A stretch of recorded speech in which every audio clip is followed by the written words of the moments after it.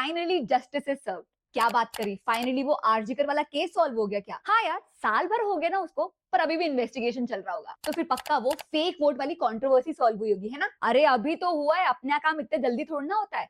ये भी नहीं तो क्या rape cases, domestic violence, education, employment, development, इनमें से कुछ होगा?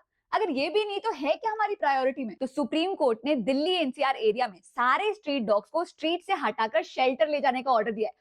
सुप्रीम कोर्ट ने ना ये क्लियर कर दिया है कि पब्लिक सेफ्टी फर्स्ट आती है। तो सुप्रीम कोर्ट ने ये कहा है कि अगले 8 हफ्तों में सारे स्ट्रीट डॉग्स, चाहे वो स्टरलाइज हो या नहीं हो, उन्हें हम स्ट्रीट से उठा के शेल्टर भेज देंगे। कितने सारे स्ट्रीट डॉग्स है? इतने सारे। क्या कोई भी इंफ्रास्ट्रक्चर या शेल्टर रेडी है? किसी को नहीं पता। क्या कोई ये पूछ रहा है कि म्युनिसिपैलिटी ने अभी तक इन्हें स्टरलाइज क्यों नहीं किया? फंड्स कहाँ गए? क्या बात कर रहे हो?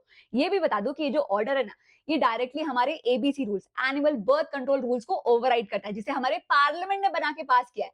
ये रूल सिंपली ये कहते हैं कि जब भी आप किसी स्ट्रीट डॉग को वैक्सीनेट कराते हो, स्टरलाइज कराते हो, उसे वापस उसी एरिया छोड़ना होता है जहां से आपने पिकअप किया है। क्योंकि ये जो एरिया है, ये जो लैंड है, जो कंट्री ना, ये आपके किसी के पिताजी की नहीं है। पर इस समय मुझे ये जरूर समझ में आया कि सुप्रीम कोर्ट अगर सच में कुछ करना चाहे तो पक्के से कर सकती है। फॉर एग्जाम्पल, मुझे इतने सारे केसेस याद है जब यूसीसी की इंप्लीमेंटेशन की बात आई, जब मैरिटल रेप को क्रिमिनलाइज करने की बात आई, जब सेम सेक्स मैरिज को लीगलाइज करने की बात आई, तब इसी सुप्रीम कोर्ट ने पता है क्या कहा था?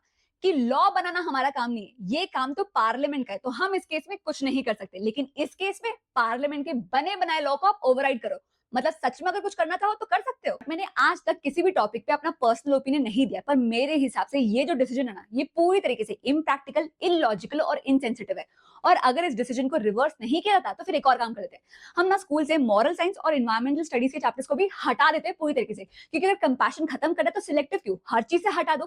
पेड़ की ना छांव भी नहीं आनी चाहिए मेरे ऊपर, कटवा दो सबको।